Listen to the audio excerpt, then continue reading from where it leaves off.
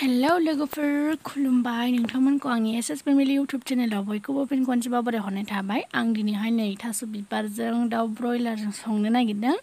नोंथांमोनहा नायलांबाय थादो आंनि दिनैनि फिसा ब्लगखौ। नै लोगोफोर बेदरा बेनो। ओमफ्राय नै ओंखाम संबा लाग्रोबाय एवखांनानै दोनथ'नोसै। आं मोजाङै एवखाबाय थाव संख्रि बानलु एसे मस्ला मस्लि होनानै। ओमफ्राय दा आङो गामला एवखांनानै दोनथ'नानै थास' बिबारखौ एवग्रोनोसै। आङो थास' बिबारखौ बेयावनो दाउ एवनाय थावआवनो एवहानोसै एसे मोजाङै एवथारनांगौना नङाबा माननो नागिरो। एवनायानो बिराद इम्परटेन्ट थास' बुस्थुआ। जायखिया ओंख्रिफोरानो मोजां एवबासो गोथाव जायो आरो बे थास'आथ' मोजां एवाबा माननो नागिरो। एवाबा एवा डाइरेक्ट रुथारनांगौ। ओमफ्राय बिदि एवदाव एवदाव खालामजाया आरो बे थास' बुस्थुआ। एवाबाथाय एवा डाइरेक्ट रुनानै जाथारनांगौ। संख्रि होनोसै एसे बुरजा होखानोसै। आं दा दैया सै होखागोन ना नांनाय बायदि होखानोसै। होफेरबाय थाबाबो माबायो मोजाङैनो खोबहाब खोबहाब एवनांगौ आरो। हालदैखौ आं दानो होथ'वा, दा दसे थानानैसो होगोन। हालदै होबा थाब खामथाबोना।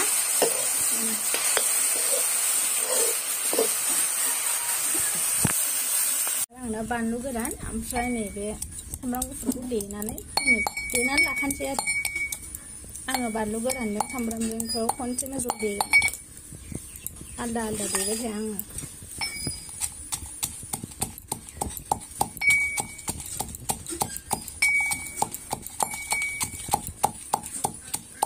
देनानै दाहाय आया फिसा बारफ्रावोसो। दे होमबा लोगोफोर आं देग्रोनोसै दे।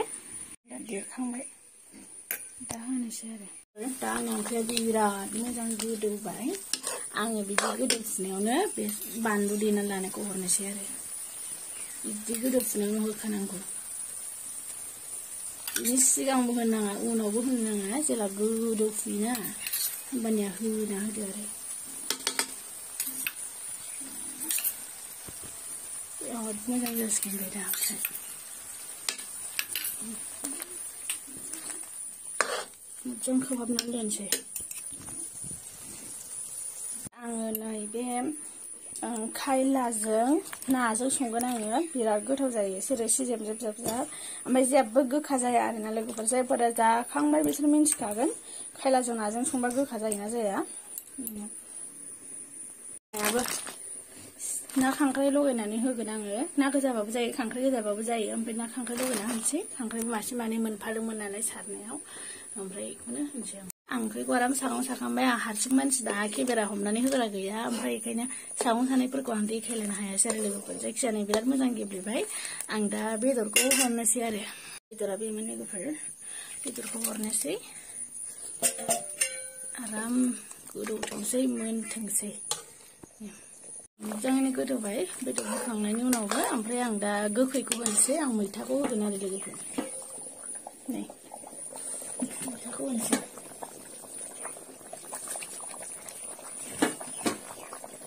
बेसेबांखिनि गोखै जायो बेनि सायाव डिपेन्ड खालामबाय। गोखै जानोबा बुरजा होदो आरो ओरैनो एसेनि थाखायल'बा एसे होदो। आं एसे मिडियामनि होबाय आङो। बांद्राय गोखैद्रायबो जानाय नङा, बांद्राय गोखै गैद्रायबो जानाय नङा। आं बांद्राय गोखै गैद्रायखौबो जानो बायो। नै लोगोफोर आं ओरै फारसेथिं ना एवनोसै गेसाव। नाजों माबाजों जागोन नालाय, मा होनोमोनलाय खायलाजों। बिराद गोथाव जायो। दा साराया दुंग्रोथोंसै लोगोफोर। नै लोगोफोरखौ एवहोलांबायानो।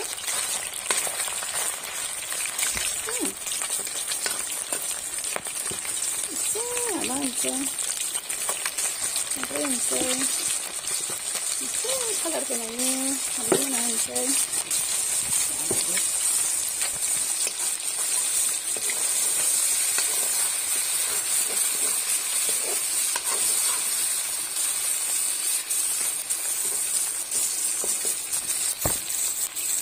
एवनोसै।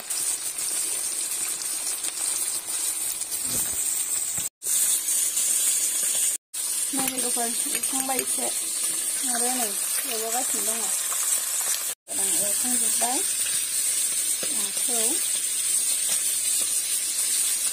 ओमफ्राय आं दा नै खांख्राइ एवगासिनो एसे एवदब जा मोजां खांख्रायानो एवदब खालामनानै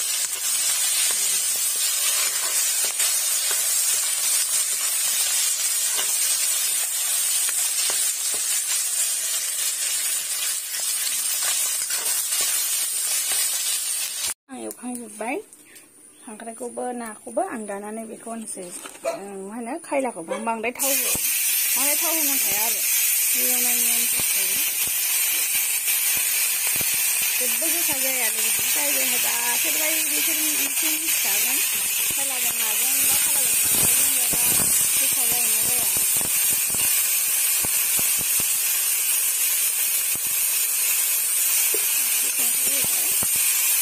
हालदैखौ होला नायाव होनायानो बुरजा जाखायोना दा जाखासिगोन बेखौ एवनोसै ओमफ्राय दै होनोसै ओमफ्राय आंना एवनाया मोजां जाबाय बांद्रायबो एवस्रोमद्रायनो नाङा एसे आदा बारा ओमफ्राय आं दा दै होनोसै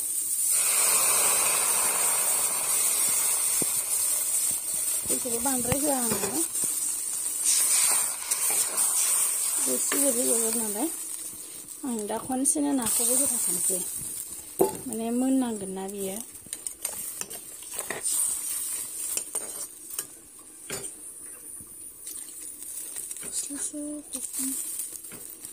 एसे होबावनोसै जाबाय दा खोबहाबनानै दोनसै आं बेयाव जेबो होआ खालि बानलुल' एसे देनानै होगोन बेल' ओमफ्राय आंना थास' बिबारा बिराद मोजां जानानै दङ फारसेथिं अरदाबाव संदों नालाय आङो मोनसिगोनबो मोनबायानो आरो खांसै आङो बिराद मोजां मोनजासे गोजौनानै थाखाबाय मोनबाय लोगोफोर खांनोसै आं उखुन्दै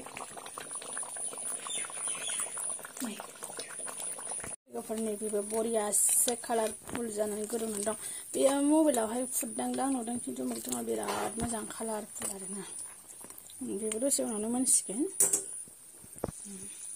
बिबारा फाइनालि मोनबाय